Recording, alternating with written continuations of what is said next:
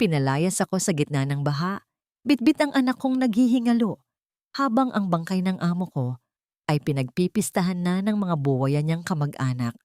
Sabi nila, wala na si Sir Alaric. Sabi nila, basura na lang kami ni Toby. Pero sa isang haplos ng maliit na kamay ng anak ko, ang kamatayan ay tinalo ng buhay.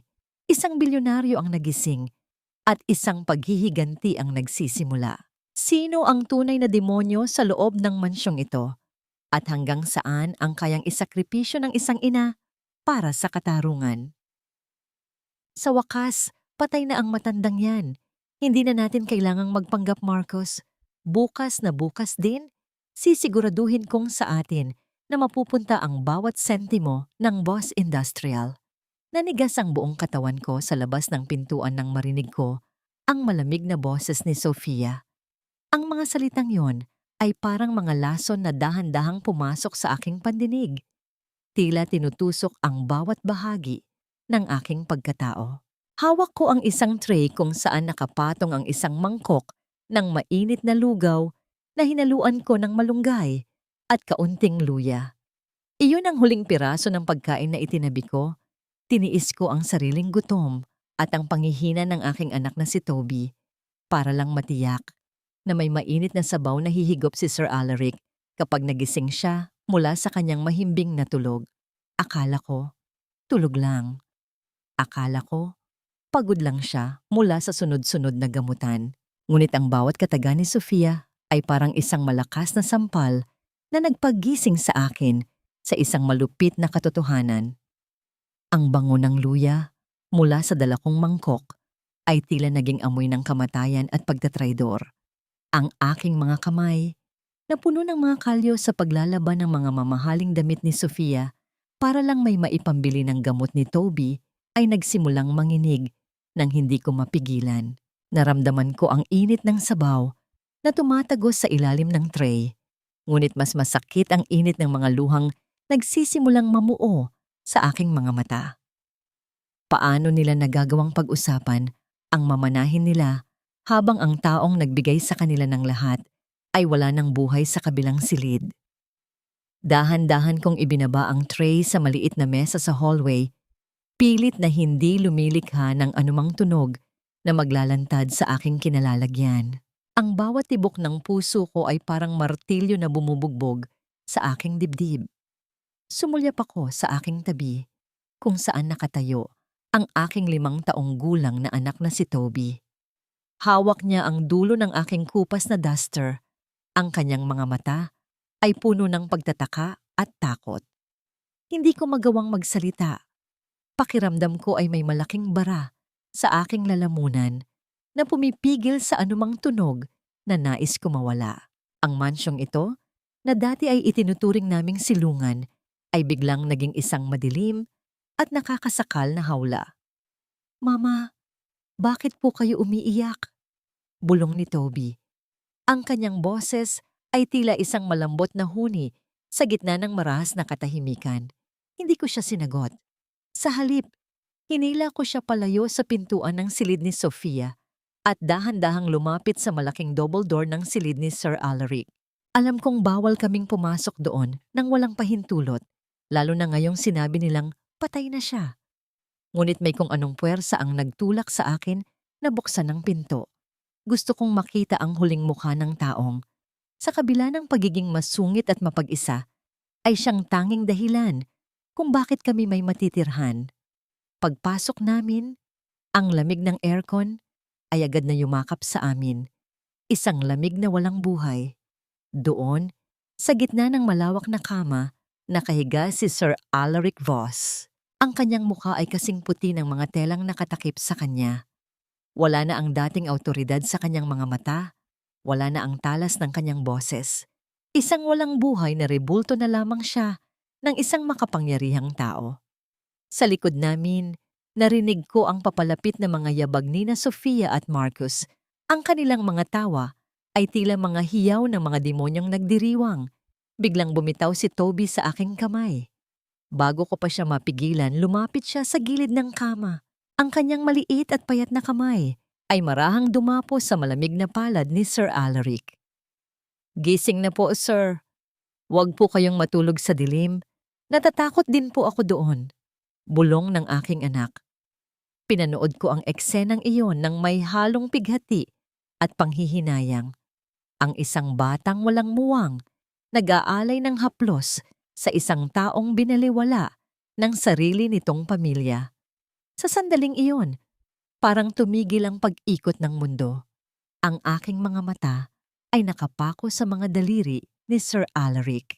Doon, sa ilalim ng maliit na kamay ni Toby, nakita ko ang isang bahagyang paggalaw, isang mabilis na pitik, tila isang kislap ng buhay na nagpupumiglas na bumalik. Hindi ako makapaniwala. Ang aking hininga ay nabitin sa aking baga. Habang pinapanood ko ang unti-unting pagbabago ng kulay sa kanyang mga kuko mula sa pagiging asul patungo sa maputlang rosas. Sa gitna ng lahat ng yaman at teknolohiyang pagmamay-ari niya, bakit isang maliit at maruming kamay lang ng isang batang mahirap ang tanging nakapagpabalik sa kanya? Sa dami ng bagyong sinuong ko para sa pamilyang ito, bakit ako pa ang laging naiwan sa ulan?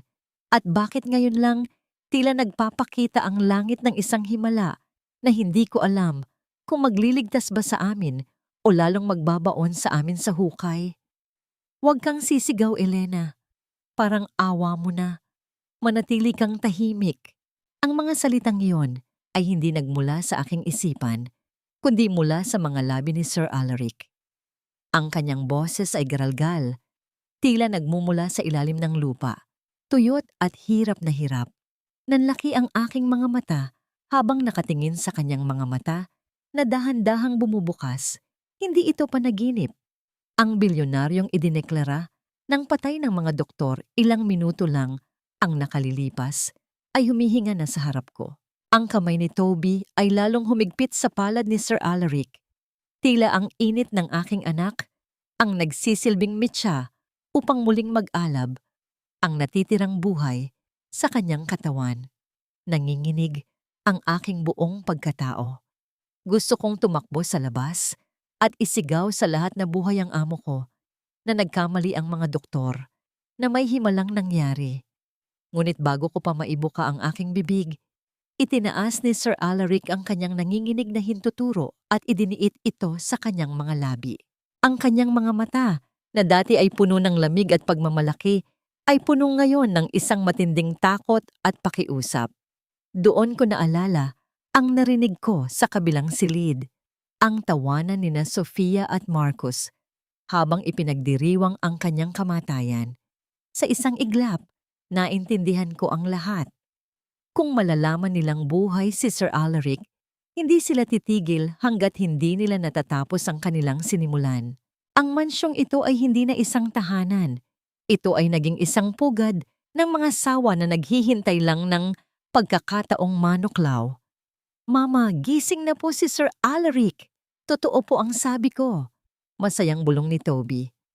Agad kong tinakpan ang bibig ng aking anak at niyakap siya ng mahigpit. Toby, anak, makinig ka kay Mama. Secret lang natin ito, ha? Huwag mong sasabihin kahit kanino, kahit kina Ma'am Sofia. Laro lang natin ito, okay? Tumango si Toby, bagaman bakas ang pagkalito sa kanyang munting mukha. Lumipas ang mga oras na tila mga taon. Pinilit kong kumilos ng normal habang ang puso ko ay tila sasabog sa kaba. Nang pumasok si Sofia kasama ang isang nurse na binayaran niya marahil upang ayusin ang bangkay, kailangan kong magkunwari. Yumuko ako ng malalim, hinayaan kong takpan ng aking magulong buhok ang aking mukha, at nagsimula akong bumulong-bulong ng mga walang saysay na salita. Wala na siya. Wala na ang lahat. Ang dilim ng paligid. Kunwari ay nawawala ako sa sariling bait dahil sa sobrang pighati. Nakita ko ang mapang-aping ngiti ni Sofia. Para sa kanya, isa lang akong mahinang basurera na nawalan ng tanging sandigan. Nang sumapit ang hating gabi, nang ang buong mansyon ay nababalot na ng nakakangilong katahimikan, dahan-dahan akong bumalik sa silid ni Sir Alaric. Dala ko ang aking lumang bimpo na puti, na kahit kupas na ay malinis at amoy sikat ng araw dahil sa maingat kong paglalaba. Nakita ko si Sir Alaric na nakasandal sa headboard ng kama, pilit na kumukuha ng lakas. Nilubog ko ang bimpo sa palanggana ng maligamgam na tubig at marahang pinunasan ang kanyang noo. Nakita ko ang kanyang pagtitig sa akin, isang malalim at mapanuring tingin. Marahil ay nagtataka siya kung bakit ang isang katulong na lagi niyang pinapagalitan dahil sa maliliit na pagkakamali ay narito ngayon. Itinataya ang sariling buhay para protektahan siya. Bakit, Elena? Mahinang tanong niya. Bakit mo ako tinutulungan? Wala ka nang mapapala sa akin. Akala ng lahat ay bangkay na ako. Hindi ako tumingin sa kanya. Ipinagpatuloy ko ang pagpunas sa kanyang mga braso na puno ng mga pasa mula sa mga suwero. May utang na loob po ako sa inyo, sir. Noong nagkasakit si Toby at wala akong pambili ng gatas, hinayaan niyo akong kumuha ng advance sa sahod kahit bawal sa rules niyo. Maliit na bagay lang po yon para sa inyo. Pero para sa amin ni Toby, buhay po ang ibinigay niyo. Nakita ko ang paglambot ng kanyang ekspresyon. Ang bilyonaryong akala ko ay gawa sa bato, ay may puso rin palang marunong makaramdam. Ngunit ang sandaling iyon ng katahimikan ay biglang naputol ng hilahin ni Toby ang dulo ng aking damit. Mama, may dadaanan po tayo sa likod ng mga libro? Doon po ako dumaan kanina para makita si Sir. Itinuro niya ang malaking bookshelf sa dulo ng silid. Nagkatinginan kami ni Sir Alaric. Paano nalaman ng isang bata ang tungkol sa mga lihim na lagusan ng mansyong ito na tanging ang mga arkitekto lang ang dapat na nakakaalam? Kailangan ko nang umalis bago pa mag-ikot ang mga security guard. Dahan-dahan akong lumabas ng silid, tinitiyak na walang anumang tunog ng yabag ang maririnig sa hallway. Ngunit pagpihit ko sa kanto patungo sa quarters ng mga katulong, tila tumigil ang daloy ng dugo sa aking mga ugat. Nakatayo sa gitna ng dilim si Sofia. Nakasuot siya ng pulang silk robe. Ang kanyang mga mata ay nanlilisik habang hawak ang isang baso ng alak. Ang liwanag ng buwan na tumatagos sa bintana ay nagbibigay ng nakakatakot na anino sa kanyang muka. Anong ginagawa mo rito, basurera? Ang kanyang boses ay tila isang matalim na kutsilyo na humiwa sa katahimikan ng gabi. Bakit galing ka sa kwarto ng patay? O baka naman may ninanakaw ka na naman? Lumuhod ka, Elena. Diyan ka nararapat. Sa paanan ko. Sa tabi ng mga basurang katulad mo. Nanginginig ang aking mga kamay habang hawak-hawak ko ang aking maliit na pitaka. Sa loob nito ay ang huling 50 piso na itinabi ko para sa gamot sa ubo ni Toby. Ngunit sa harap ko, nakatayo si Sofia. Suot ang kanyang mamahaling bestido na kulay ginto. Tila isang reyna ng kadiliman. Sa kanyang paanan, nakakalat ang mga piraso ng basag na baso ng wine at ang amoy ng alak na tumatagas sa carpet ay nakakahilo. Wala po akong ninanakaw, Ma'am Sofia. Parang awa niyo na po. Naglilinis lang po ako ng silid ni Sir Alaric nang tawagin niyo ako.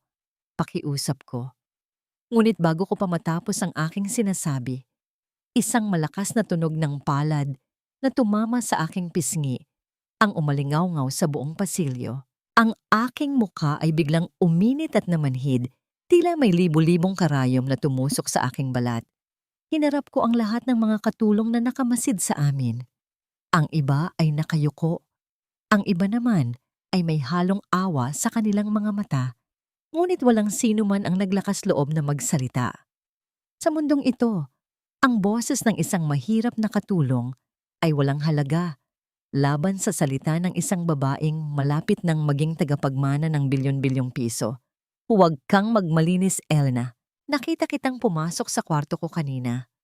Nawawala ang aking diamond ring at sigurado akong nasa bulsa mo yon. Sigaw ni Sofia habang dinuduro ako. Hindi ko magawang lumaban. Alam kong ito ay isang patibong upang tuluyan kaming mapalayas sa mansyon. Ang bawat patak ng luha ko ay humahalo sa alikabok sa sahig. Isang saksi sa kawalan ng katarungang dinaranas ko. Sa kabilang dako, sa loob ng kanyang lihim na silid, alam kong nakamasid si Sir Alaric sa pamamagitan ng mga nakatagong kamera. Naramdaman ko ang bigat ng kanyang tingin, bagaman hindi ko siya nakikita. Gusto kong sumigaw. Gusto kong humingi ng saklolo, ngunit alam kong mas mahalaga ang kanyang kaligtasan kaysa sa aking dignidad.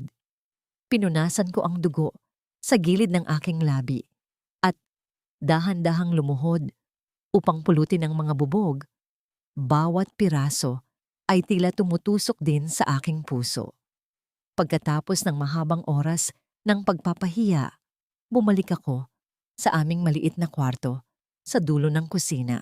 Doon, natagpuan ko si Toby na naghihintay. Ang kanyang mga mata ay nanunuyo sa gutom. Kinuha ko ang huling piraso ng pandesal na binili ko noong umaga. Hinati ko ito sa 2, ngunit imbes na kumain, ibinigay ko ang buong tinapay sa aking anak. Kain na anak, busog na si mama. Pagsisinungaling ko habang naririnig ko ang pagkalam ng aking sariling sikmura. Ang bawat kagat ni Toby ay tila isang haplos sa aking sugatang kaluluwa. Mas pipiliin ko pang mamatay sa gutom kaysa makitang wala siyang laman ng tiyan. Ang bawat nguya ng aking anak ay nagpapaalala sa akin kung bakit ko tinitiis ang lahat ng pasakit na ito. Nang sumapit ang 12:00 ng gabi, narinig ko ang isang kakaibang tunog sa likod ng mansyon. Ang tunog ng gulong ng sasakyan sa tuyong damuhan ay tila isang babala. Isang itim na sasakyan ang pumarada sa madilim na bahagi ng garden. Isang lalaking nakasuot ng itim na jacket ang bumaba at mabilis na pumasok sa silid ni Sofia sa pamamagitan ng bintana. Sino siya? Hindi siya si Marcus. Ang kanyang mga kilos ay tila isang taong sanay sa madidilim na gawain. May mas malalim pa palang sikreto si Sofia na hindi pa natuklasan ng kahit na sino, maging ni Sir Alaric. Kinabukasan, habang karga ko si Toby, paakyat ng hagdan upang kumuha ng ilang gamit sa itaas, hinarang kami ni Sofia sa tuktok. Mukhang wala siya sa sarili. Tila may matinding galit na nag-aalab sa kanyang mga mata pagkatapos ng kanyang lihim na pakikipagtagpo kagabi. Hindi ka pa ba aalis dito, Elena? Sabi ko sa'yo, wala na ang amo mo. Wala ka ng puwang sa pamamahay na ito. Bago ko pa magawang umiwas, marahas akong itinulak ni Sofia sa aking balikat. Ang aking paa ay sumablay sa baitang ng hagdan. Naramdaman ko ang pagkawala ng aking balanse. Ang tanging naisip ko ay yakapin ng mahigpit si Toby upang hindi siya masaktan. Ang aming mga katawan ay mabilis na bumulusok pababa. Ang bawat pagtama ng aking likod sa matitigas na baitang ng marmol ay nagbibigay ng matinding sakit na tila nagwawasak sa aking mga buto. Sa huling sandali, bago ako mawalan ng malay, naramdaman ko ang paghinto ng aming paggulong sa paanan ng hagdan. Ang katahimikan ay nabasag ng matinis na iyak ni Toby na unti-unting humihina, hanggang sa tanging ang sariling mabilis na tibok ng puso ko na lamang ang aking narinig. Nakita ko ang anino ni Sofia sa itaas. Nakatitig sa amin ng may malamig na ngiti, bago tuluyang dumilim ang lahat sa aking paningin. Dito ka lang, Elena. Huwag kang gagalaw. Ligtas na kayo ng anak mo. Ang boses na yon ay tila isang malambot na bulong sa gitna ng isang mahabang bangungot. Idinilat ko ang aking mga mata at ang tumambad sa akin ay ang madilim na kisame ng isang silid na hindi ko pamilyar. Masikip, puno ng mga kagamitang hindi ko maintindihan, ngunit may isang bagay na agad na nagpatahimik sa aking nagkakagulong isipan. Ang mainit na hininga ni Toby sa aking tabi. Buhay ang anak ko. Ligtas kami. Sinubukan kong bumangon, ngunit ang bawat kalamnan sa aking likuran ay tila pinupunit ng mga itak. Isang mahinang ungol ng paghihirap ang kumawala sa aking mga labi. Doon ko naramdaman ang isang malamig na dampi ng basang tela sa aking noo. Sa gilid ng kama, nakaupo si Sir Alaric. Ang kanyang mukha ay nababanaagan ng kaunting liwanag mula sa isang maliit na lamp, at sa unang pagkakataon, hindi ko nakita ang mapagmataas na bilyonaryo. Ang nakita ko ay isang lalaking pagod, sugatan din ang kaluluwa at may hawak na mangkok ng tubig. "Sir, bakit?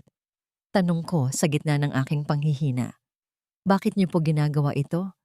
Ako lang po ang katulong niyo." Hindi siya agad sumagot. Ipinagpatuloy niya ang paglilinis sa mga galos sa aking braso.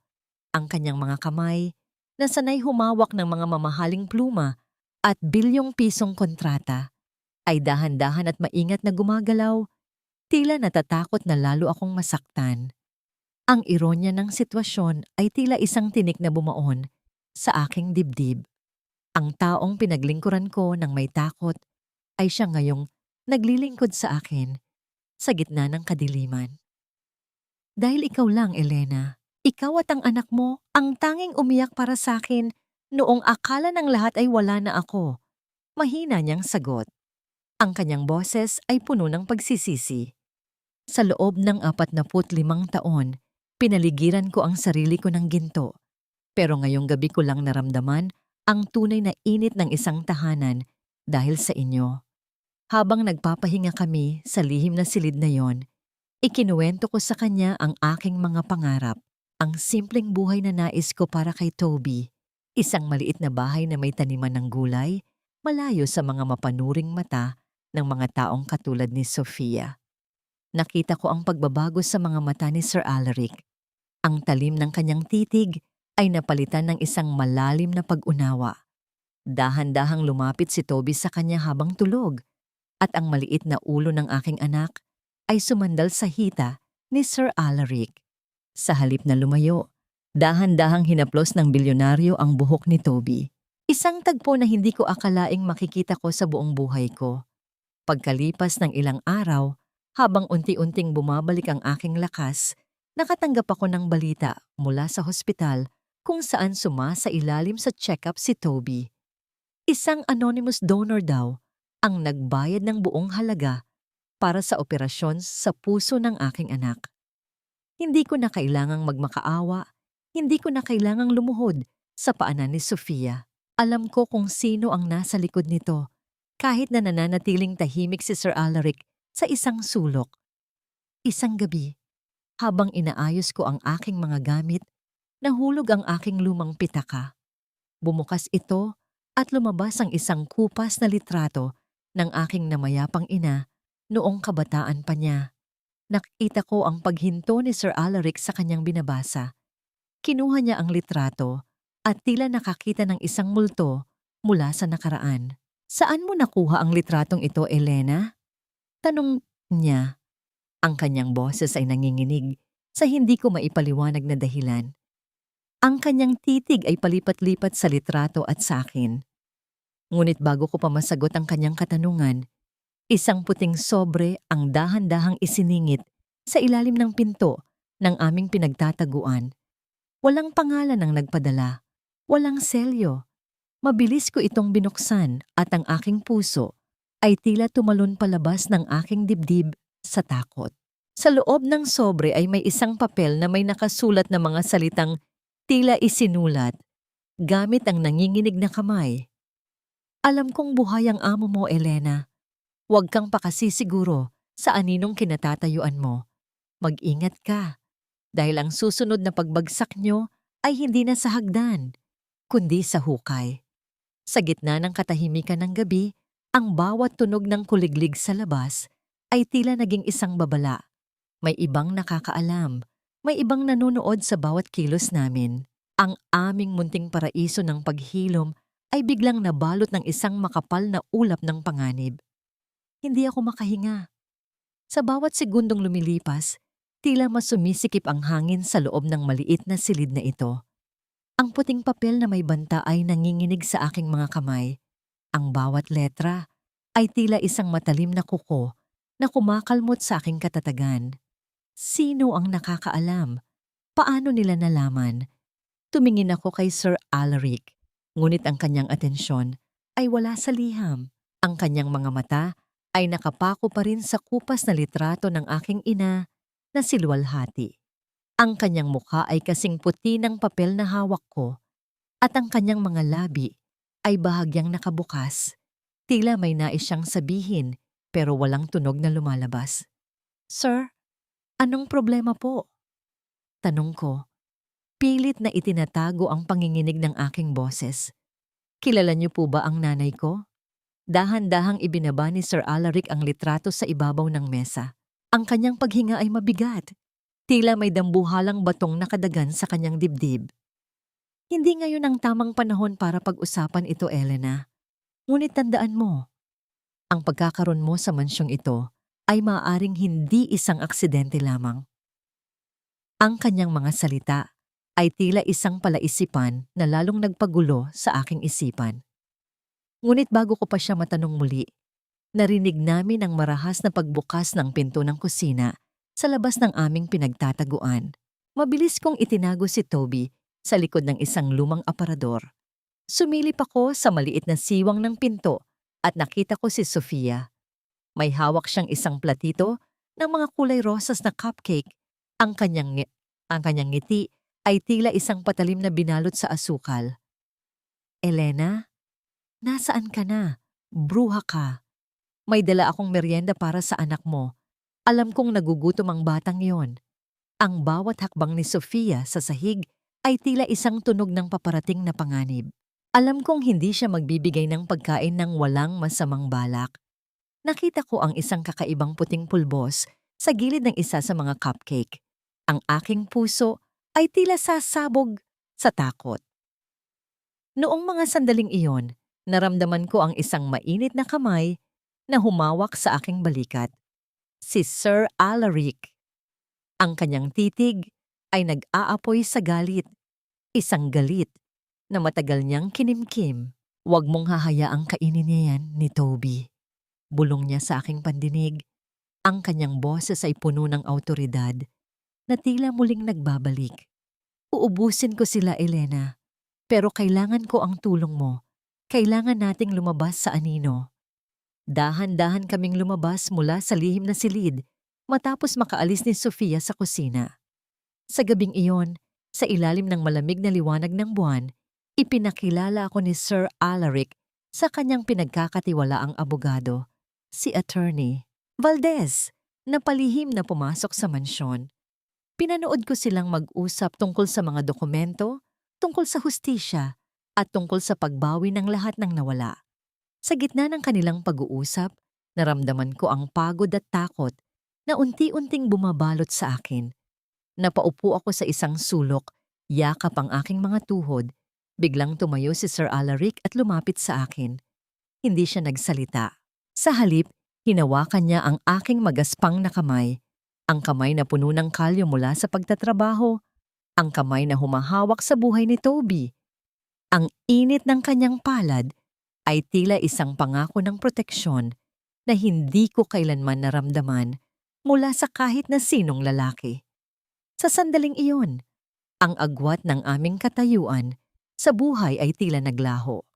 Kami ay dalawang tao lamang na parehong sugatan, ngunit nahanap ang lakas sa isa't isa. Ngunit ang kapayapaang iyon ay muling nabasag nang marinig ko ang sigawan sa kabilang kwarto. Nagtatago ako sa likod ng malaking kurtina nang marinig ko ang pag-aaway ni na Sofia at Marcus. Hindi tayo pwedeng mabigo, Marcus. Hindi tayo totoong magpinsan para lang mag-away sa harap ng mga tao. Kailangan nating makuha ang pera bago pa may makatuklas na buhay ang matandang yan. Ang aking hininga ay nabitin. Hindi sila magpinsan.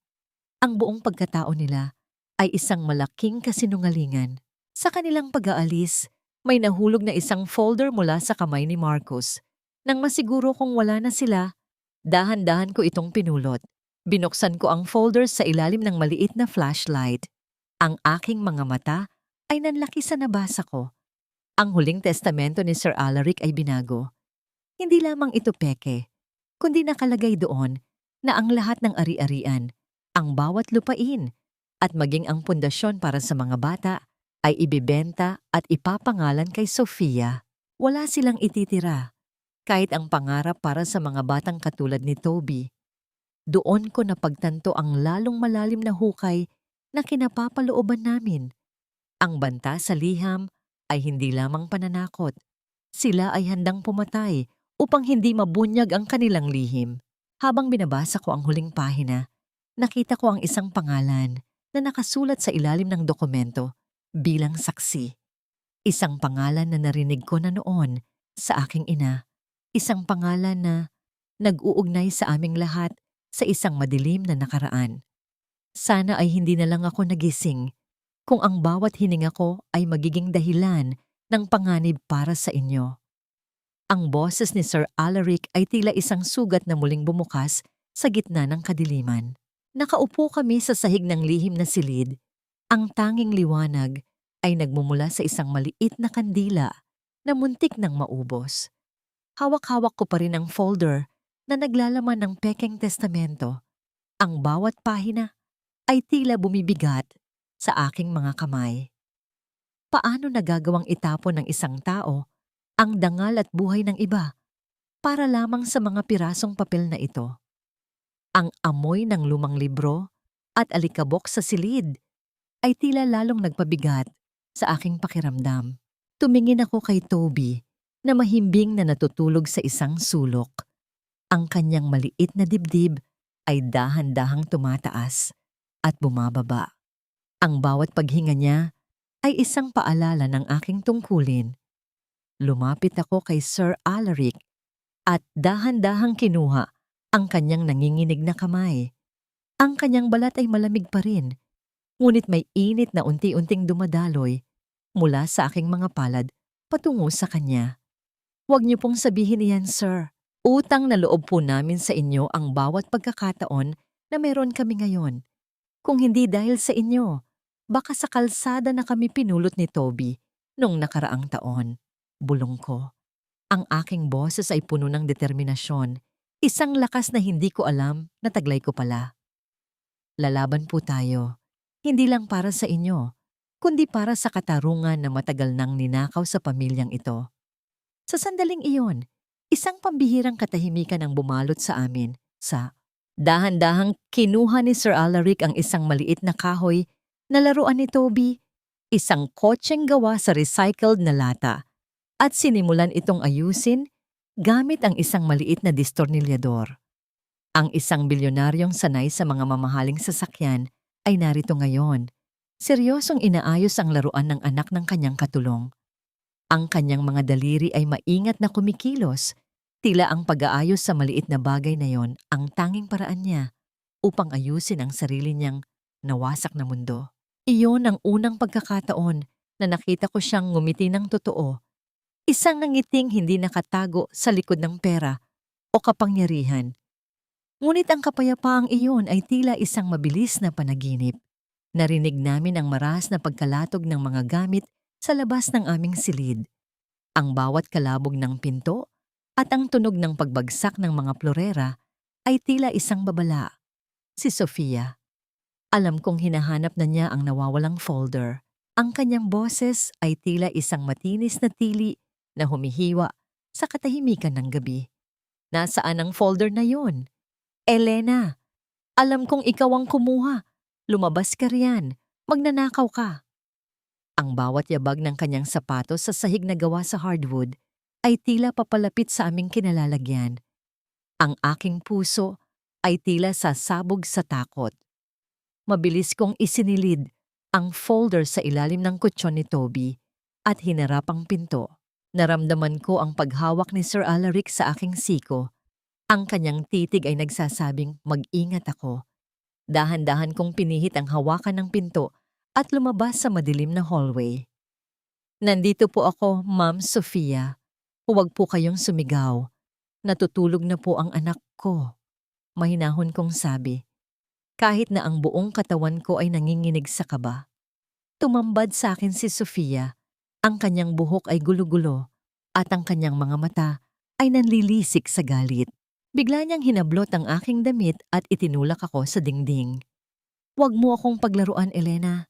Ibigay mo sa akin ang folder o sisiguraduhin kong hindi lang kayo mapapalayas dito, kundi mabubulok kayo sa bilangguan kasama ang mamatay-matay mong anak. Sa gitna ng kanyang pananakot, napansin ko ang isang bagay sa kanyang leeg. Isang kwintas na pamilyar sa akin. Iyon ang kwintas na nakita ko sa litrato ng aking ina bago ito nawala nung bata pa ako. Paano ito napunta sa kanya? Ang bawat katanungan sa aking isipan ay tila isang malaking puzzle na unti-unting nabubuo sa isang nakakatakot na paraan. Bago pa makapagsalita muli si Sofia, isang malakas na tunog ng sirena ng pulis ang narinig sa labas ng gate ng mansyon. Sino ang tumawag sa kanila? Ang liwanag ng asul at pulang ilaw ay nagsimulang pumasok sa mga bintana. Tila isang pagsalakay ng katotohanan sa gitna ng madidilim na sikreto ng mansyong Voss. Napatingin si Sofia sa labas, ang kanyang muka ay biglang nabalot ng isang matinding takot na hindi ko kailanman nakita sa kanya noon. Nagnanakaw siya. Ninakawan ako ng basurerang yan habang nagluluksa ako sa pagkamatay ni Alaric. Hulihin niyo siya. Ang boses ni Sofia ay parang isang matalim na pito na bumasag sa katahimikan ng gabi. Habang pilit niyang itinuturo ang direksyon ng aming maliit na kwarto, naramdaman ko ang panlalamig ng aking mga kamay. Ang bawat salita niya ay tila isang tumpok ng putik na itinatapon sa aking pagkatao. Pilit na binubura ang bawat butil ng dangal na pinangalagaan ko sa loob ng maraming taon. Nakatayo ako sa harap ng 2 pulis na bagong dating. Ang kanilang mga uniforme ay tila mga pader na nagkukulong sa akin sa isang mundong puno ng kasinungalingan. Sa loob ng aking bulsa, mahigpit kong hinahawakan ang folder na naglalaman ng pekeng testamento. Ang bawat kanto ng papel ay tila tumutusok sa aking palad. Isang paalala na ang katotohanang hawak ko ay maaari ring maging dahilan ng aking pagkakakulong. Ang amoy ng basang lupa mula sa labas at ang usok mula sa sasakyan ng pulis ay humahalo sa halimuyak ng mamahaling pabango ni Sofia. Isang kombinasyon na nakakahilo at nakakasuka. Ma'am, kailangan po naming tignan ang mga gamit niya kung totoo ang paratang niyo. Mahinahong sabi ng isang pulis. Ang kanyang boses ay walang emosyon, tila isang makina na sumusunod lamang sa utos. Naramdaman ko ang paghinto ng tibok ng aking puso nang dumaan ang kanilang tingin sa direksyon ni Toby. Ang aking anak ay nakatayo sa likod ko. Ang kanyang maliliit na kamay ay nakakapit sa aking kupas na duster. Ang kanyang mga mata ay puno ng luha na hindi mailabas sa sobrang takot. Sa mga sandaling iyon, hindi ang sarili ko ang inisip ko. Inisip ko ang bawat sakripisyo ko, ang paglakad sa ilalim ng tirik na araw para lang makatipid sa pamasahe, ang pagtitiis sa gutom para lang may makain siya. At ngayon, sa harap ng lahat, ipapamukha sa kanya na ang kanyang ina ay isang magnanakaw. Ang sakit ay tila isang malaking pako na ibinabaon sa aking dibdib. Dahan-dahan kaming pumasok sa quarters ng mga katulong. Pinanood ko ang marahas na paghalughog ng mga pulis sa aking iisang maleta. Ang aking mga lumang damit, ang iilang laruan ni Toby na gawa sa kahoy, at ang bawat piraso ng aming buhay ay ikinalat sa sahig na tila mga basura. Si Sofia ay nakatayo sa pintuan. Ang kanyang mga braso ay nakahalukip-kip at ang kwintas na pagmamay-ari ng aking ina ay kumikinang sa kanyang leeg sa ilalim ng liwanag ng bumbilya. Ang bawat kislap ng gintong yon ay tila isang pangungutya sa aking kahirapan. Sa gitna ng kaguluhan, lumapit ako sa aking kama at dahan-dahang inayos ang buhok ni Toby na nagulo sa pagtakbo namin kanina. Huwag kang matatakot, anak. Narito si Mama. Hindi tayo pababayaan ng Panginoon. Bulong ko. Ang maliit na kilos na yon, ang pag-aayos sa kanyang buhok, ang nagbigay sa akin ng lakas na tumayo ng tuwid sa harap ng kawalan ng katarungan. Wala kaming nakitang alahas dito. Ma'am, sabi ng pulis pagkatapos ng ilang minutong paghahanap, nakita ko ang biglang pagbabago sa mukha ni Sofia. Ang kanyang mapangaping na ngiti ay napalitan ng isang matinding pagkapahiya na nauwi sa galit. Imposible! Baka itinago niya sa ilalim ng sahig o ibinigay sa anak niya? Sigaw ni Sofia. Bigla siyang lumapit sa akin at hinablot ang aking balikat. Ang kanyang mga kuko ay bumaon sa aking balat. Ngunit bago pa siya makagawa ng mas malalang bagay, isang pamilyar na boses ang narinig mula sa madilim na bahagi ng hallway. Bitawan mo siya, Sofia, at huwag mong dudungisan ang pangalan ng babaeng nagligtas sa buhay ko. Ang lahat ay natigilan. Ang bawat hininga sa loob ng silid ay tila nabitin. Mula sa anino, dahan-dahang lumabas si Sir Alaric. Ang kanyang anyo ay hindi na tila isang bangkay. Siya ay nakatayo ng tuwid. Ang kanyang mga mata ay naglalabas ng isang kapangyarihang tila kayang tumunaw ng bakal. Ang mga pulis ay napaatras. Ang kanilang mga mukha ay nabalot ng hindi maipaliwanag na gulat. Si Sofia ay tila nakakita ng isang multo. Ang kanyang baso ng tubig ay nalaglag sa sahig at ang tunog ng pagbasag nito ay tila isang hudyat ng kanyang pagbagsak. Alaric? Pero paano, Patay ka na. Nakita ko ang heart monitor. Nakita ko ang huling hininga mo. Nauutal na sabi ni Sofia. Ang kanyang boses ay tila isang sirang plaka. Lumapit si Sir Alaric sa akin at dahan-dahang kinuha ang aking kamay. Tila ipinapakita sa lahat na ako ay nasa ilalim ng kanyang proteksyon. Ang akala mo ay katapusan ko na, pero ang totoo ay simula pa lang ito ng pananagot mo. Officer, hindi pagnanakaw ang krimen dito. Ang krimen ay ang pagtatangka sa buhay ko at ang pag-abuso sa mga taong walang laban. Tumingin si Sofia sa paligid, pilit na naghahanap ng kakampi.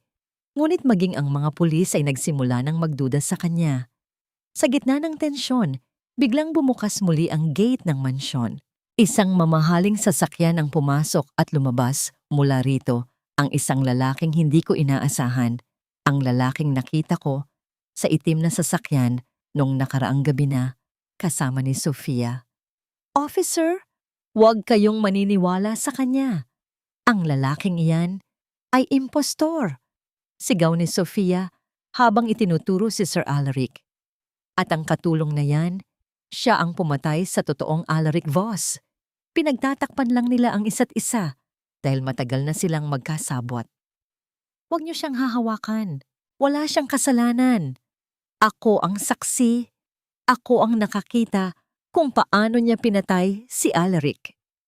Ang boses ni Sofia ay parang isang matalim na kidlat na muling bumasag sa aking pandinig. Nakatayo siya doon, nanlilisik ang mga mata, habang ang lalaking kapakarating lang, si Dr. Arnaldo, ang pamilyang doktor ni na Sofia, ay tumatango ng may pekeng pighati. Ang bawat salita nila ay tila mga bato na ibinabato sa akin. Pilit na binabasag ang aking huling depensa. Ang amoy ng antiseptic mula sa bag ni Doktor. Arnaldo ay humahalo sa malamig na hanging gabi. Tila isang paalala ng kamatayan na pilit nilang ibinibintang sa akin. Naramdaman ko ang paghigpit ng hawak ni Toby sa aking binti. Ang kanyang maliliit na daliri ay nanginginig at ang kanyang mga hikbi ay tila mga saksak sa aking puso. Mama, bakit po nila tayo inaaway? Hindi po ba mabait si Sir Alaric? Bulong niya. Hindi ko siya masagot. Paano ko ipapaliwanag sa isang 5 taong gulang na bata na sa mundong ito? Ang katotohanan ay madaling baluktutin ng mga taong may pera at kapangyarihan. Dahan-dahan akong lumapit sa mga pulis. Ang aking mga paa ay tila gawa sa tingga. Ang bawat hakbang ko sa marangyang carpet ng mansyon ay tila isang hakbang patungo sa aking sariling libingan. Wala po akong ginawang masama, officer. Si Sir Alaric. Siya po ang nasa harap niyo. Siya po ang amo ko. Pakiusap ko. Kahit na ang aking boses ay halos mawala na sa sobrang kaba. Tumingin ako kay Sir Alaric. Nakatayo siya doon, pilit na nagpapakatatag sa gitna ng kanyang panghihina. Ngunit nakita ko ang isang bagay na hindi napansin ng iba. Ang maliit na balat sa gilid ng kanyang leeg. Ang parehong balat na hinawakan ni Toby noong gabi ng himala. Alam ko sa kaibuturan ng aking puso na siya ang totoong Alaric Voss. Pero sino ang maniniwala sa isang katulong na katulad ko? Ang bawat titig ng mga pulis sa akin ay puno ng pagdududa. Tila iniisip nila na nabaliw na ako sa sobrang takot. "Officer, heto ang death certificate na pinirmahan ko kagabi," sabi ni Dr. Arnaldo sabay abot ng isang dokumento. Idinedeklara ko na ang lalaking iyan ay isang impostor na kinuha ni Elena para makuha ang mana. May sakit sa isip ang babaeng yan. Matagal na siyang nagpapantasya na maging bahagi ng pamilyang ito. Ang bawat kataga ni Dr. Arnaldo ay tila isang malakas na hampas sa aking dignidad. Ang pagpapantasya. Ang tanging pinangarap ko lang ay ang mabuhay ng marangal at mapagamot ang anak ko. Ang bawat kalyo sa aking kamay, ang bawat gabing hindi ako natulog para lang pagsilbihan sila, ay tila binaliwala at ginawang katatawanan. Ang aking mukha ay uminit sa matinding hiya at galit.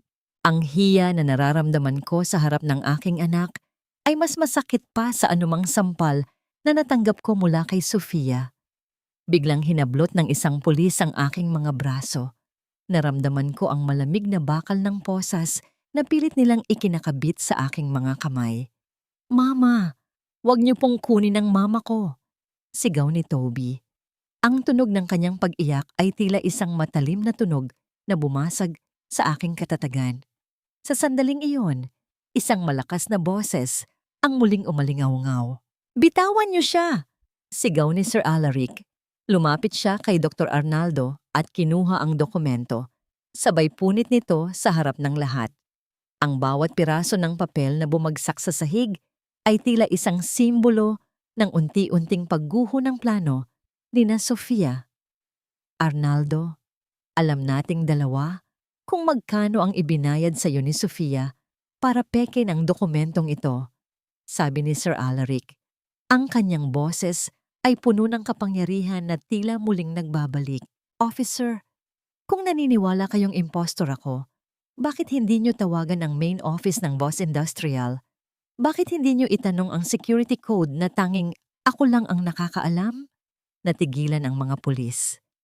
Ang tensyon sa loob ng silid ay tila isang lubid na pilit na binabatak hanggang sa dulo. Nakita ko ang pawis na namumuo sa noo ni Sofia. Ang kanyang kamay ay dahan-dahang lumapit sa kwintas sa kanyang leeg. Ang kwintas ng aking ina. Bakit ganoon na lang ang kapit niya sa alahas na yon? Tila may nakatagong sikreto sa loob ng bawat butil ng gintong yon. Habang nagkakagulo ang lahat, narinig ko ang isang mahinang tunog mula sa bulsa ni Dr. Arnaldo. Ang tunog ng isang vibrating na telepono na tila isang babala. Palihim niyang kinuha ang phone at may binasang mensahe. Ang kanyang mukha ay biglang namutla at mabilis siyang lumingon sa pinto ng mansyon. "Nandito na sila," bulong ni Dr. Arnaldo na tila hindi niya sinasadyang masabi ng malakas. Bago pa man makapagtanong ang sino man, isang malakas na liwanag mula sa labas ang muling pumasok sa mga bintana. Hindi ito sasakyan ng pulis. Isang grupo ng mga itim na van ang mabilis na pumarada sa harap ng gate. Ang bawat tunog ng pagsara ng pinto ng sasakyan sa labas ay tila isang hudyat ng isang mas malaking bagyo na paparating. Sino ang mga taong ito? Mga kakampi ba sila ni Sir Alaric? O sila ang mga anino na binabanggit sa liham na natanggap ko? Ang bawat tibok ng puso ko ay tila isang paalala na ang gabi ng paglilitis ay nagsisimula pa lamang. Tapos na ang pagpapanggap, Sofia. Kahit anong dumi ang itapon mo, ang katotohanan ay hindi kailanman mababaon sa ilalim ng iyong mga kasinungalingan. Ang boses ni Sir Alaric ay tila isang malamig na hanging umiihip sa gitna ng nag-aapoy na tensyon sa loob ng silid. Nakatayo siya ng tuwid, ang kanyang mga kamay ay nasa likuran, at ang bawat salita niya ay tila isang hatol na hindi pwedeng baliin. Nakita ko ang biglang pagbagsak ng balikat ni Sofia. Ang kanyang labi ay nanginig, at ang kanyang mga mata ay palipat-lipat sa mga pulis at sa mga taong kapapasok pa lamang sa malaking pinto ng mansyon. Hindi ito mga goons, hindi ito mga tauhan ni Sofia. Ang mga lalaking nakasuot ng itim na Amerikana na pumasok ay ang mga miyembro ng Board of Directors ng Voss Industrial, kasama ang mga abogado mula sa pinakamalaking audit firm sa bansa. Ang tunog ng kanilang mga sapatos sa marmol na sahig ay tila isang martilyo na nagpapako sa kaba sa aking dibdib. Sa gitna ng kaguluhan, niyakap ko ng mahigpit si Toby. Ang aming munting mundo ay tila isang maliit na bangka sa gitna ng nagngangalit na karagatan. Naramdaman ko ang pagtulo ng aking pawis sa aking noo. Ang bawat segundo ay tila isang oras ng paghihirap. Nakita ko si Sofia na pilit na hinahawakan ng kwintas sa kanyang leeg, ang kwintas ng aking ina. Ang ginto nito ay kumikinang sa ilalim ng liwanag ng chandelier, tila isang saksi na ayaw magsalita, ngunit handang magbunyag ng lahat. Imposible! Hindi mo sila pwedeng tawagan. Patay ka na! Tila baliw na sigaw ni Sofia. Bigla siyang lumapit kay Doktor Arnaldo at hinawakan ang braso nito nang may matinding panginginig. Dok, sabihin mo sa kanila. Sabihin mo ang totoo. Di ba patay na si Alaric? Ngunit si Dr. Arnaldo ay hindi na makatingin sa kanya. Ang kanyang mukha ay kasing puti ng papel at ang kanyang mga mata ay nakapako sa sahig. Ang tunog ng kanyang mabilis na paghinga ay tila isang kumpisal ng kanyang kasalanan. Sa mga sandaling iyon, naramdaman ko ang isang matinding habag. Hindi para kay Sofia, kundi para sa aming lahat na naging biktima ng kanyang kasakiman. Lumapit si Sir Alaric sa gitna ng silid. Kinuha niya ang isang tablet mula sa isa sa mga abogado at pinindot ang isang video file. Ang tunog ng pag-uusap ni na Sofia at Marcus noong gabi ng pagtatangka sa kanyang buhay ay umalingaw-ngaw sa buong silid. Ang bawat kataga ng kanilang pagtatraidor ay tila isang saksak sa katahimikan ng gabi. Iyan ang boses ko. Pero hindi yan totoo. AI lang yan. Pinagawa yan ng babaeng yan. Sigaw ni Sofia habang itinuturo ako. Ngunit walang sino man ang naniwala sa kanya. Ang mga pulis na kanina ay handang pusasan ako ay dahan-dahang lumapit sa kanya. Naramdaman ko ang isang pambihirang gaan sa aking pakiramdam. Tila ang dambuhalang batong nakadagan sa aking dibdib ay biglang naglaho. Ngunit sa kabila ng katarungang ito, may isang bagay na lalong nagpabigat sa aking isipan. Ang isa sa mga matatandang direktor, si Mr. Castaneda, ay lumapit kay Sir Alaric. Ngunit bago siya magsalita sa aking amo, tumingin siya sa akin. Ang kanyang mga mata ay nanlaki nang makita ang kwintas na hawak ni Sofia at pagkatapos ay tumingin siya sa aking mukha. Luwalhati, bulong niya. Ikaw ba ang anak ni Luwalhati Santos? Natigilan ako. Paano niya nalaman ang pangalan ng nanay ko? Ang bawat tibok ng puso ko ay tila isang tambol na nagpapabilis sa aking kaba. Opo, paano niyo po kilala ang nanay ko? Tumingin si Mr. Castaneda kay Sir Alaric at pagkatapos ay muling tumingin sa akin nang may halong pighati at gulat. Ang kwintas na yan. Iyan ang Luz de Luna. Iyan ang tanging alaala ng pamilya. Voss na nawala, 40 taon na ang nakalilipas. At ang iyong ina, siya ang babaeng pinagbintangang nagnakaw nito bago siya tuluyang naglaho. Ang bawat salita niya ay tila isang kidlat na tumama sa aking buong pagkatao. Ang aking nanay, ang babaeng itinuring kong pinakamabait sa mundo, ay pinagbintangang magnanakaw ng pamilyang pinaglilingkuran ko ngayon. Ang aking paningin ay nagsimulang lumabo dahil sa mga luhang hindi ko na mapigilan. Naramdaman ko ang paghina ng aking mga tuhod. Bago pa man ako bumagsak sa sahig, naramdaman ko ang isang matibay na braso na sumalo sa akin. Si Sir Alaric. Ang kanyang titig ay hindi na puno ng galit, kundi puno ng isang malalim na pangako at pag-unawa. Huwag kang matakot, Elena. Ang gabi ng pagtatago ay tapos na. Ngayon natin aalamin ang buong katotohanan. Sa gitna ng kaguluhan, habang dinadampot ng mga pulis si Sofia at Dr. Arnaldo, Isang matandang detective ang lumapit sa akin. May hawak siyang isang lumang file na may tatak ng pulisya mula sa nakaraan. Tumingin siya sa akin at pagkatapos ay sa litrato ng aking ina na hawak ko pa rin. Kung ikaw nga ang anak ni Luwalhati, kailangan mong sumama sa amin, sabi ng detective. Dahil ang kaso ng iyong ina ay hindi pagnanakaw. Ang kaso niya ay ang pagliligtas sa tagapagmana ng boss at ang pagkawala niya ay may kinalaman sa taong kanina mo pa gustong singilin. Kabanata Siyam. Natapos ang gabi ng paglalahad. Ang bawat lihim na nabuksan ay tila nagbukas ng mas malalim pang sugat mula sa nakaraan. Sino ang tunay na nagligtas kanino? At ano ang tunay na dahilan kung bakit kami ni Toby ay narito sa mansyong ito? Ang bawat hakbang patungo sa katotohanan ay tila isang paglalakad sa ibabaw ng nagbabagang uling. Mabubulok kayo sa hirap. Kahit anong gawin nyo, hinding-hindi nyo mabubura ang katotohanang isang hamak. Nakatulong ka lang, Elena. Isang basura. Ang huling tili ni Sofia ay tila isang marahas na hangin na pilit na bumabasag sa mga bintana ng mansyon habang kinakaladkad siya palabas ng mga pulis. Ang tunog ng pagkaladkad ng kanyang mga sapatos sa sahig at ang kalansing ng mga posas sa kanyang mga kamay ay tila isang musika ng katarungan. Ngunit sa kaibuturan ng aking puso, wala akong naramdamang katuwaan. Ang tanging nanatili ay ang bigat ng isang lihim na 40 taon nang nakabaon sa limot. Nakatayo ako sa gitna ng malawak na sala, hawak-hawak ang kwintas na Luz de Luna na kinuha ng mga pulis mula kay Sofia.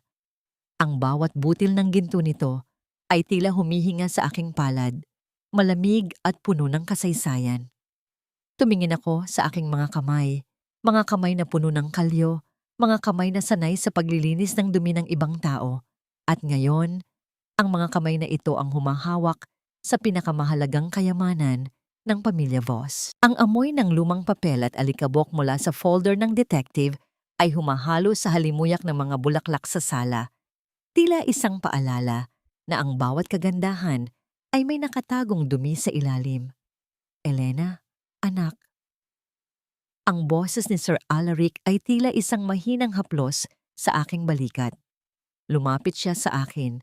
Ang kanyang mga mata ay puno ng pighati na hindi ko kailanman nakita noon. Hindi ko alam. Buong buhay ko, ang akala ko ay nanakawan kami ng iyong ina. Iyon ang ikinuwento sa akin ng aking tiya. Iyon ang dahilan kung bakit hinayaan kong maging mahirap ang inyong buhay.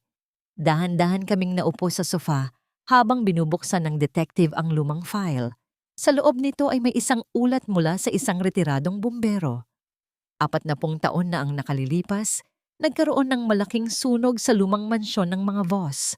Ang batang tagapagmana, si Alaric, ay natrap sa loob ng nagniningas na silid. Ang kanyang sariling pamilya ay nagunahan sa paglabas upang iligtas ang kanilang mga alahas, ngunit ang tanging nanatili para iligtas ang bata ay ang kanilang batang katulong, si Luwalhati. Iniligtas ako ng nanay mo, Elena. Bulong ni Sir Alaric. Ang kanyang boses ay nanginginig sa matinding emosyon. Binalot niya ako sa basang kumot at itinakas sa gitna ng apoy. Ngunit ang kwintas na ito, kinuha niya ito hindi para magnakaw, kundi dahil iyon ang tanging ebidensya ng sabuatan ng aking tiya na sunugin ang mansyon para makuha ang insurance. Upang mapatahimik ang iyong ina, pinagbintangan nila siyang magnanakaw. Pinilit nila siyang magtago at mabuhay sa hirap habang sila ay nagpapasa sa yaman. Ang bawat salita niya ay tila isang matalim na kutsilyo na humihiwa sa aking puso. Ang aking nanay ay namatay sa isang barong-barong, hirap na hirap sa paghinga dahil sa sakit sa baga na nakuha niya marahil sa usok ng sunog na yon. Namatay siyang may dalang kahihiyan habang ang taong iniligtas niya ay lumaki sa karangyaan. Ang bawat gabing nagugutom kami, ang bawat gabing umiiyak ako dahil wala kaming pambili ng gamot, ay dahil sa isang kasinungalingang binuo ng mga taong kinilala kong Panginoon. Naramdaman ko ang paghina ng aking mga tuhod. Napayakap ako sa aking sarili habang ang mga luha ay walang tigil na dumadaloy sa aking mga pisngi. Bakit, sir? Bakit kailangang magdusa ng isang mabuting tao habang ang mga masasama ay nagtatagumpay? Ang aking boses ay tila isang hikbi na nagmula sa kaibuturan ng aking kaluluwa. Lumuhod si Sir Alaric sa harap ko. Ang bilyonaryong kailanman ay hindi yumuko sa kahit na sino ay narito ngayon, nasa paanan ng kanyang katulong. Kinuha niya ang aking mga kamay at idiniit ang kanyang noo sa aking mga palad. Patawarin mo ako, Elena. Patawarin mo ang pamilya ko. Ang bawat butil ng yaman na mayroon ako ngayon ay utang ko sa sakripisyo ng iyong ina. At sumusumpa ako, mula sa araw na ito, ang bawat sentimong pagmamay-ari ko ay gagamitin ko upang itama ang lahat ng mali. Sa gitna ng aming pag-uusap, narinig ko ang isang mahinang kaluskos mula sa itaas ng hagdan. Si Marcos. Akala ko ay kasama siyang nadampot ng mga pulis, ngunit nakita ko siyang dahan-dahang bumababa. May hawak na isang lighter at isang galon ng gasolina. Ang kanyang mga mata ay nanlilisik, tila isang taong wala na sa sariling bait. Kung hindi mapupunta sa akin ang mansyong ito, wala ring makikinabang. Sigaw ni Marcos habang sinisimulang ibuhos ang likido sa mga mamahaling kurtina. Mamatay kayong lahat sa apoy, katulad ng dapat na nangyari 40 taon na ang nakalilipas. Ang amoy ng gasolina ay agad na bumalot sa sala. Isang mabilis na galaw ng kamay ni Marcos at ang apoy ay agad na gumapang sa tela. Tila isang gutom na hayop na handang lumamon ng lahat. Ang init ng apoy ay agad na dumampi sa aking balat. Isang pamilyar na init na marahil ay siyang huling naramdaman ng aking ina bago niya ako iniligtas. Niyakap ko si Toby, nakakagising lang at nagsimulang sumigaw sa takot. Tumingin ako kay Sir Alaric at sa gitna ng panganib, nakita ko ang parehong determinasyon sa kanyang mga mata. Ngunit sa pagkakataong ito, hindi lang kami ang biktima. Ngayon, kami na ang lalaban para sa aming muling pagsilang. Mamatay tayong lahat. Kung hindi sa akin ang yaman na ito, walang makikinabang. Ang boses ni Marcos ay parang isang halinghing ng demonyo sa gitna ng tumataas na usok at naglalagablab na apoy. Ang bawat salita niya ay tila isang mitya na lalong nagpapaliyab sa galit na matagal na niyang kinimkim. Nakatayo siya sa gitna ng sala. Hawak ang galon ng gasolina na tila isang tropyo ng kanyang pagkatalo. Ang amoy ng masangsang na likido ay humahalo sa init ng mga nasusunog na kurtina, isang kombinasyon na nakakahilo at nakakasuffocate. Niyakap ko ng mahigpit si Toby. Ang aking katawan ay nagsilbing kalasag para sa aking anak. Naramdaman ko ang bawat butil ng pawis na tumatulo sa aking likuran, hindi dahil sa pagod, kundi dahil sa matinding takot na baka ito na ang huling gabi namin. Ang bawat pagpitik ng apoy sa mga mamahaling gamit ni Sir Alaric ay tila isang tunog ng orasan na bumibilang sa natitirang sandali ng aming buhay. Ang init ay nagsisimulang humalo sa hangin, tila isang dambuhalang kamay na sumasakal sa aming mga baga. Marcos, itigil mo ito. Hindi mo na mababago ang katotohanan sa pamamagitan ng pag-ubos sa amin. Sigaw ni Sir Alaric. Lumapit siya sa amin. Ang kanyang anyo ay puno ng determinasyon. Kahit na mahina pa ang kanyang katawan, nakita ko ang pag-aapoy ng katarungan sa kanyang mga mata. Isang liwanag na mas matindi pa sa apoy na nakapaligid sa amin. Biglang sumugod si Marcos kay Sir Alaric. Ang kanyang mga kamay ay nakakuyom, handang pumatay. Ngunit sa gitna ng kanilang pagbubuno, naramdaman ko ang paghila ni Toby sa dulo ng aking duster. Mama, ang daanan po sa likod ng mga libro. Doon po tayo dumaan. Bulong ng aking anak.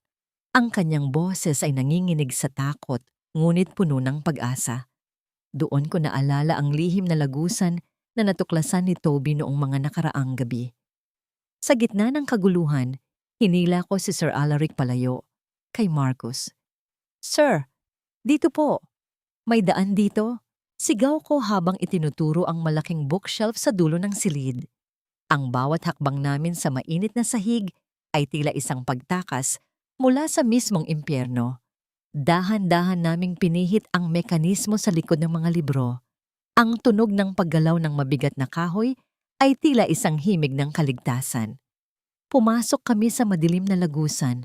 Ang lamig ng semento sa loob ay isang malaking ginhawa mula sa nagbabagang apoy sa labas. Narinig namin ang huling sigaw ni Marcus bago tuluyang lamunin ng apoy ang pintuan ng lagusan. Isang sigaw ng kawalan at pagsisisi na mananatili sa aking alaala habang buhay. Habang naglalakad kami sa loob ng madilim na tunnel, naramdaman ko ang paghawak ni Sir Alaric sa aking kamay. Hindi ito ang hawak ng isang amo sa kanyang katulong. Iyon ay isang hawak ng pasasalamat, ng pagkilala sa aming pagiging pantay sa harap ng kamatayan. Salamat, Elena. Salamat sa pagliligtas sa akin. Sa pangalawang pagkakataon, mahina niyang bulong. Ang kanyang boses ay puno ng emosyon na tila nagpapahilom sa bawat sugat ng aking kaluluwa. Nang makalabas kami sa dulo ng lagusan, bumulaga sa amin ang malamig na simoy ng hangin sa labas ng mansyon. Nakatayo kami sa damuhan, pinapanood ang naglalagablab na gusali na dati ay simbolo ng kapangyarihan at yaman. Ang bawat talsik ng apoy sa madilim na langit ay tila mga bituin ng pag-asa na muling nagsisilang sa aming mga pangarap. Ang mansyon ay maaaring maging abo, pero ang aming dangal at katotohanan ay nananatiling buo. "Mama, wala na po ba tayong bahay?" Tanong ni Toby habang nakatingin sa nasusunog na mansyon. Lumuhod ako at hinalikan ng kanyang noo. Ang aking mga luha ay humahalo sa uling sa aking pisngi. "Mayroon, anak. Ang tunay nating tahanan ay hindi ang mga pader na ito. Ang tahanan natin ay ang pagmamahalan nating tatlo." Tumingin si Sir Alaric sa amin at sa ilalim ng liwanag ng nagbabagang mansyon, nakita ko ang isang bagong tao. Isang lalaking handang iwanan ang lahat ng ginto para sa isang payapang gabi kasama ang mga taong tapat sa kanya. "Hindi na tayo babalik sa dati, Elena. Mula ngayon, bubuo tayo ng bagong mundo. Isang mundong wala ng mga anino ng nakaraan. Tapos na ang lahat, Elena." Ang apoy ay tila tumunaw hindi lang sa mansyon, kundi pati na rin sa sumpa ng nakaraan. Ang boses ni Sir Alaric ay tila isang banayad na ihip ng hangin sa gitna ng malamig na umaga. Nakatayo kami sa tapat ng mga guho ng mansyong Voss habang ang unang sikat ng araw ay dahan-dahang sumisilip sa abot-tanaw. Ang amoy ng basang abo at sunog na kahoy ay tila isang mapait na paalala ng nagdaang gabi. Ngunit sa likod nito ay ang sariwang amoy ng hamog at bagong pag-asa. Ang bawat usok na paitaas sa langit ay tila mga panalangin sa wakas ay dininig na. Hawak ko ang kamay ni Toby. Ang kanyang maliliit na daliri ay mahigpit na nakakapit sa akin. Tumingin ako sa aking mga kamay. Marumi, puno ng uling at may mga galos. Ngunit sa unang pagkakataon, sa loob ng maraming taon, hindi ko naramdaman ang bigat ng pagiging isang katulungaw. Naramdaman ko ang gaan ng isang babaeng malaya na sa mga anino ng pait at panliliit. Ang katarungan ay hindi lamang dumating para sa akin, kundi higit sa lahat, para sa aking nanay na si Luwalhati. Isang linggo matapos ang sunog, sa loob ng isang silid sa korte, nakita ko ang tuluyang pagbagsak ni Sofia. Wala na ang kanyang gintong kwintas, wala na ang kanyang mapagmataas na tingin. Nakasuot siya ng kulay kahel na uniforme ng bilangguan. Ang kanyang buhok ay gulo-gulo at ang kanyang mukha ay bakas ng matinding takot. Nang basahin ang hatol na habambuhay na pagkabilanggo para sa kanya at kay Dr. Arnaldo dahil sa pagtatangka sa buhay ni Sir Alaric at falsification ng dokumento, naramdaman ko ang isang pambihirang katahimikan sa aking puso. Wala akong naramdamang galit, tanging habag na lamang sa isang kaluluwang nilamon ng sariling kasakiman. Hindi ka na babalik sa paglalaban ng dumi ng ibang tao, Elena, sabi ni Sir Alaric, habang naglalakad kami sa malawak na garden ng isang bagong lupain. Isang payak ngunit magandang villa na malayo sa ingay ng lungsod. Ang Luwalhati Voss Foundation ay hindi lamang isang pangalan. Ito ay isang misyon. At ikaw ang itatalaga kong mamuno nito. Gusto kong ikaw ang maging boses ng mga inang katulad mo, ang magbigay ng pag-asa sa mga batang katulad ni Toby. Natigilan ako. Sir, hindi po ako marunong sa mga ganyang bagay. Isang hamak na katulong lang po ako. Dahan-dahang lumapit sa akin si Sir Alaric. Ipinatong niya ang kanyang kamay sa aking balikat. Isang hawak na puno ng paggalang at tiwala. Ang talino at katatagan mo sa gitna ng panganib ay mas mahalaga kaysa sa anumang degree sa kolehiyo. Itinuro mo sa akin na ang tunay na kayamanan ay wala sa bank account, kundi sa katapatan ng puso. Hayaan mong ako naman ang sumuporta sa iyo ngayon. Sa mga sumunod na buwan, nakita ko ang sarili kong nagbabago. Hindi na ako ang babaeng nakayuko tuwing dadaan ng mga mayayaman. Ngayon, suot ang isang simpleng puting Amerikana, humaharap ako sa mga tao upang pag-usapan ang kapakanan ng mga mahihirap. Ngunit sa kabila ng aking tagumpay sa trabaho, ang pinakamasarap na bahagi ng aking araw ay ang pag-uwi sa hapon. Doon, sa balkonahe ng aming bagong tahanan, makikita ko si Sir Alaric na tinuturuan si Toby na magbasa. Ang tunog ng kanilang tawanan ay tila isang musika na nagpapahilom sa bawat sugat ng aking nakaraan.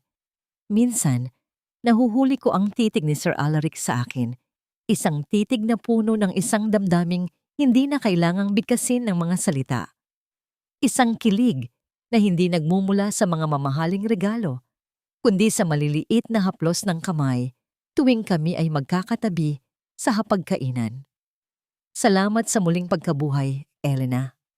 Bulong niya isang gabi habang pinapanood namin ang mga bituin. Hindi lang ako ang binuhay niyo ni Toby.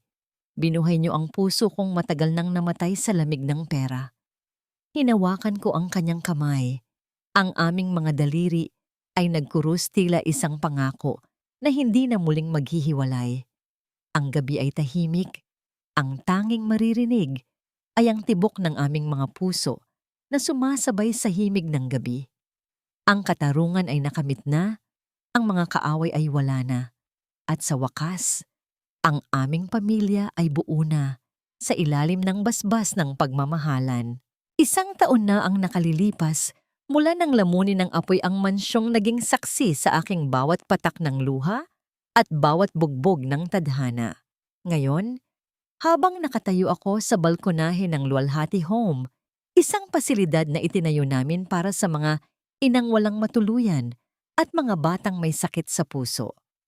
Ang tanging amoy na bumabalot sa akin ay ang bango ng mga sariwang bulaklak ng dapo at ang malinis na simoy ng hangin mula sa dagat.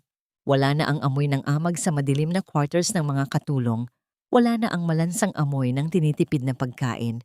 Ang bawat sulok ng aking buhay ngayon ay punong-puno ng liwanag, tila isang mahabang gabi na sa wakas ay natapos sa isang maningning na bukang liwayway. Tumingin ako sa aking mga kamay. Maayos na ang aking mga kuko, malambot na ang aking balat, ngunit hindi ko kailanman ikinahiya ang mga bakas ng kalyo na nananatili sa aking mga palad. Ang mga kalyong ito ang nagpapaalala sa akin na bago ako naging tagapangulo ng isang malaking pundasyon, ako ay isang inang lumaban para sa buhay ng kanyang anak. Ang bawat dokumentong nilalagdaan ko ngayon ay hindi lamang para sa negosyo, kundi para sa mga pangarap ng mga taong katulad ko noon. Mga taong tanging katapatan lang ang puhunan sa buhay. Sa ibaba, sa malawak na damuhan, nakikita ko si Toby na masiglang nakikipaglaro sa ibang mga bata. Ang kanyang tawa ay tila isang himig ng tagumpay, isang patunay na ang munting haplos niya noong gabing iyon ay hindi lamang nagpabangon sa isang bilyonaryo, kundi nagpabago sa tadhana ng libu-libong tao. Kasama niya si Sir Alaric, na ngayon ay tinatawag na lang namin sa kanyang pangalan. Nakaupo siya sa isang bench, payapang nagbabasa, ngunit ang kanyang pansin ay laging nakabantay sa bawat galaw ni Toby. Wala na ang lamig sa kanyang mga mata. Wala na ang pader na itinayo niya sa paligid ng kanyang puso. Dahan-dahan siyang tumayo at lumapit sa akin. Ang bawat hakbang niya sa damuhan ay tila isang pagkilala sa bagong buhay na binuo naming magkasama. Elena, tinititigan mo na naman ang nakaraan. Tanong niya nang may banayad ng ngiti. Ang kanyang boses ay tila isang mainit na kumot na yumayakap sa aking pagkatao. Hindi, Alaric. Tinitignan ko ang hinaharap. Sagot ko. Hinawakan niya ang aking kamay at sa sandaling iyon, naramdaman ko ang parehong kuryente ng pag-asa na naramdaman ko noong unang beses niyang pinangako ang proteksyon. Hindi namin kailangang magmadali sa mga seremonya o engrandeng kasalan. Ang aming ugnayan ay mas malalim pa sa anumang kontrata. Ito ay isang alyansa ng dalawang kaluluwang muling isinilang mula sa abo. Tungkol naman kina Sofia at Marcus, ang balita mula sa bilangguan ay sapat na para bigyan ako ng kapayapaan. Ang kanilang pagdurusa sa likod ng rehas ay ang kabayaran ng kanilang sariling mga gawa. Isang karma na kailanman ay hindi natutulog. Napatawad ko na ang nakaraan, hindi dahil karapat-dapat sila, kundi dahil karapat-dapat ang puso ko sa katahimikan. Ang kwintas na Luz de Luna ay nakalagak na ngayon sa isang museo ng pundasyon, isang simbolo ng katapatan ni Nanay Luwalhati na hinding-hindi na muling madudungisan. Ang bawat tibok ng puso ni Toby, ang bawat proyektong natatapos ko, at ang bawat gabing natutulog ako nang walang takot ay ang aking tunay na kayamanan. Natutunan ko na ang tunay na himala ay hindi ang muling pagkabuhay mula sa kamatayan, kundi ang muling pagkabuhay mula sa kawalan ng pag-asa. Ang katarungan ay nakamit na, ang mga sugat ay naghilom na, at sa wakas, ang aming pamilya ay nakatagpo na ng kanilang sariling langit dito sa lupa. Sa gitna ng dapit hapon, habang ang langit ay nagdidila apoy sa ganda ng paglubog ng araw, naramdaman ko ang huling haplos ng hangin sa aking pisngi. Iyon ang haplos ng langit. Isang basbas na magsasabing, sa wakas, Elena, malaya ka na. Ang kwento ng isang katulong at ng isang bilyonaryo ay natapos na at ang kwento ng 2 taong nagmamahalan ay nagsisimula pa lamang.